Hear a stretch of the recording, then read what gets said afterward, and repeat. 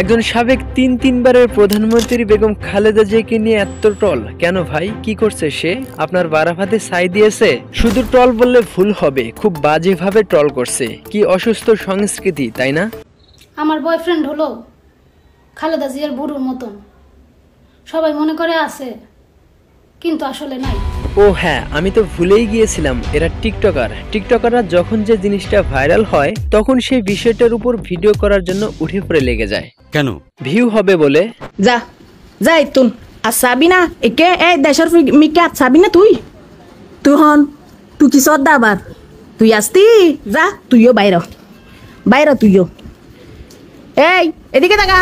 বেগম খালেদা জিয়া কখনোই বলে নাই যে ক্ষমতা আমাকে দিয়ে দাও, কিন্তু আমাদের দেশের টিকটকাররা ভাবছে ক্ষমতা হয়তো খালেদা জিয়া নিয়ে যাচ্ছে, তাই তাকে যেভাবে পারছে ট্রল করছে বদনাম।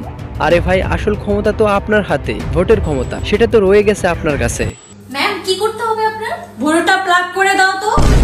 শেখ হাসিনা দেশ থেকে পালিয়ে গেছে। শেখ হাসিনা পালানো বা পতন হওয়ার জন্য গুরুত্বপূর্ণ ভূমিকা পালন করেছিল তার দল বিএনপি। আমি না হয় সেই কথা বাদই দিলাম, তাই বলে এই বয়স্ক মহিলাকে নিয়ে এভাবে ট্রল করবেন আপনারা? নিজের চেহারার ঢক থাকুক বা না থাকুক, খালেদা জিয়ার চেহারা নিয়ে বদনাম করে যাচ্ছে অনবরত। এদিকে দাও।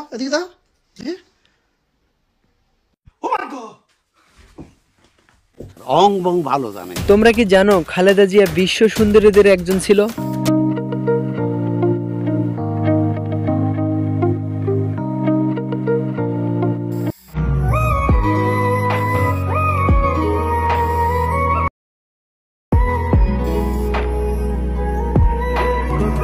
আপনারা যারা তার চেহারা নিয়ে ট্রল করছেন, তারা নিজের চেহারা একটু আয়নায় দেখবেন। এই অনেকেই দেখছি আমার ভ্রু নিয়ে কথা বলছো। কয়দিন হয়েছে চাকরি হয়েছে যে এত কথা বলছো? চুপ করো।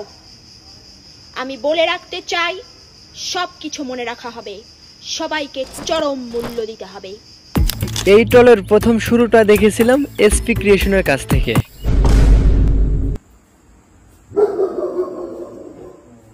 তিনি মূলত খালেদা জিয়াকে নিয়ে প্রথম কন্টেন্ট বানায়, আর সেটা ফেসবুকে আপলোড দেওয়ার পর ব্যাপক ভিউ হয়, যা দেখে ইন্সপায়ার হয়ে ভিউ করে টিকটকাররা মেতে ওঠে আর শুরু হয় ট্রল।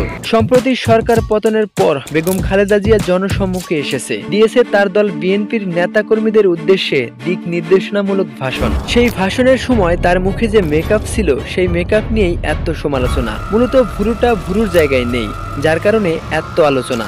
এখন কথা হচ্ছে, তিনি যখন থেকে গৃহবন্দী অবস্থায় ছিল তখন থেকেই তার ভ্রু এমন, কিন্তু এর আগে তাকে নিয়ে এত সমালোচনা হয়নি।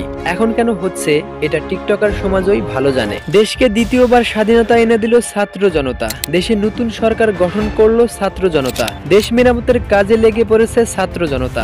রাস্তা থেকে শুরু করে অফিস আদালত সব জায়গায় ছাত্র জনতার দখলে। তারা যা চাচ্ছে তাই হচ্ছে, যাকে যে পদ দিচ্ছে সেই পদই বহাল হচ্ছে। এখানে তো খালেদা জিয়া অথবা তার দল কোনো হস্তক্ষেপ করেনি বিরোধিতা, কিন্তু আপনারা কেন এমন করছেন?